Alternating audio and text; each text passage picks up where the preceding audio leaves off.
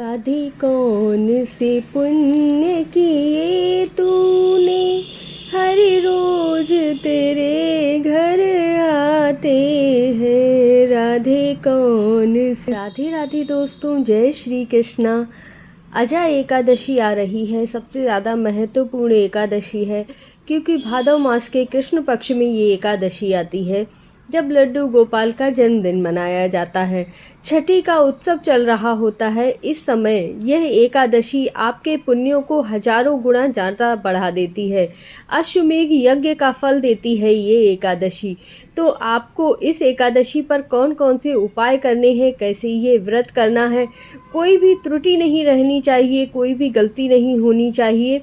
तो इस एकादशी पर आपको हजारों गुना ज़्यादा पुण्य की प्राप्ति हो, आपके सारे रुके हुए काम भी बन जाएं, इस तरह से इस एकादशी का व्रत कीजिएगा। मैंने पिछली वीडियो में मुहूर्त डाला हुआ है कि एकादशी का व्रत आपको कब रखना है और पारण कब करना है, लेकिन फिर दोबारा से बता देती हूँ।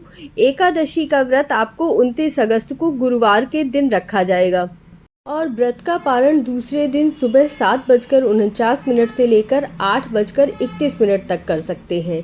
आपको इस दिन लड्डू गोपाल की किस प्रकार सेवा करनी है। यदि आपके पास लड्डू गोपाल नहीं है तो शालिग्राम भगवान की सेवा कीजिएगा। अगर वो भी नहीं है तो आप कोई भी फ़ोटो रखकर, विष्णु भगवान की फ़ोटो रखकर भी पूजा कर सकते हैं। इस दिन आप लड्डू गोपाल को दही से, पंचामृत से स्नान अवश्य करवाइएगा, इससे वह बहुत ज़्यादा प्रसन्न होते हैं। इस दिन लड्डू गोपाल को चंदन सेवा अवश्य दीजिएगा। चंदन सेवा से वह अति प्रसन्न होते हैं। चंदन में यदि आप थोड़ा सा केसर भी मिश्रित कर लेते हैं तो ये आपके भाग्य को बढ़ा देता है। जब आप कृष्ण भगवान को चंदन सेवा दे रहे हों तब उससे अपने माथे पर तिलक करना मत भूलिएगा, बहुत ही शुभ होता है। इस तरह से देखिए लड्डू गोपाल कितने खुश हो रहे हैं। आपने अजा एकादशी की कथा तो अवश्य ही सुनी होगी। हरिश्चंद्र महाराज का राजपाट, पत्नी, बच्चा सब उनके हाथ से चला गया था, परंतु जब उन्होंने अजा एकादशी का व्रत किया, कृष्ण भगवान की पूजा अर्चना की, उनकी वंदना की, तो उनके पास सब कुछ फिर से उसी तरह से वापस आ गया जिस तरह से उन्होंने छोड़ा था। तो इतना ज़्यादा महत्व है इस एकादशी का व्रत करने से, लड्डू गोपाल की सेवा करने का और उनकी पूजा करने का। तो आपको भी इस व्रत को अवश्य करना है और उनके नियमों का पालन भी अवश्य करना है। इस दिन मुख्य रूप से चावल का सेवन नहीं किया जाता है, आपको बैगन भी नहीं खाने होते हैं और ना ही मसूर की दाल का सेवन करना चाहिए। इन चीज़ों को खाने से बचना चाहिए। असत्यभाषी नहीं होना चाहिए। इस दिन झूठ नहीं बोलना चाहिए। किसी से लड़ाई झगड़ा नहीं करना है। कोई भी ऐसी बात मुख से मत निकालिएगा जो बहुत ज़्यादा कटु हो। आज अपना पूरा मन, अपना चित्त सिर्फ प्रभु के भजनों को करने में, उनके नामों का उच्चारण करने में और जाप करने में ही निकालिएगा, तो प्रभु बहुत ही प्रसन्न होते हैं। क्योंकि जब आप मुख से कोई गलत बात नहीं निकालते हैं तब आपका व्रत पूर्ण होता है।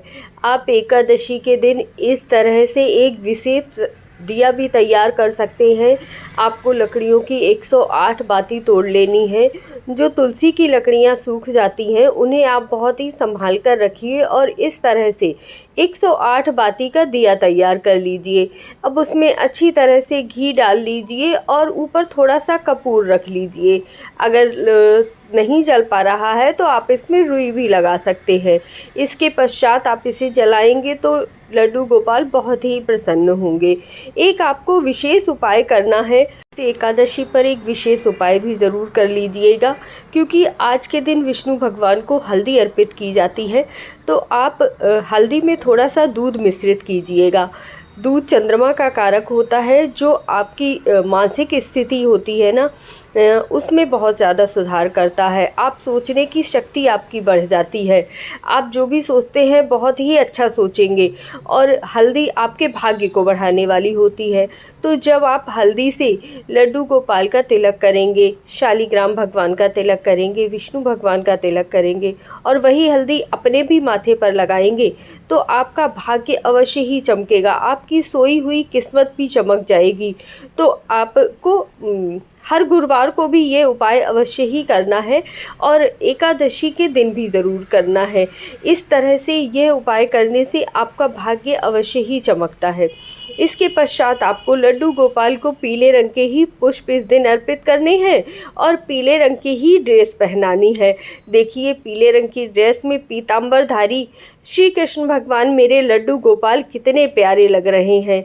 इसके पश्चात आपको आरती अवश्य करनी है। जो मैंने लकड़ी बनाई थी तुलसी माता की, मैंने उससे आरती की है। इसके साथ ही लड्डू गोपाल के मंत्रों का जाप भी अवश्य कीजिएगा। ओम कृष्णाय वासुदेवाय हरे परमात्मने प्रणतः क्लेशनाशाय गोविंदाय नमो नमः। ओम जय श्री कृष्ण। राधे।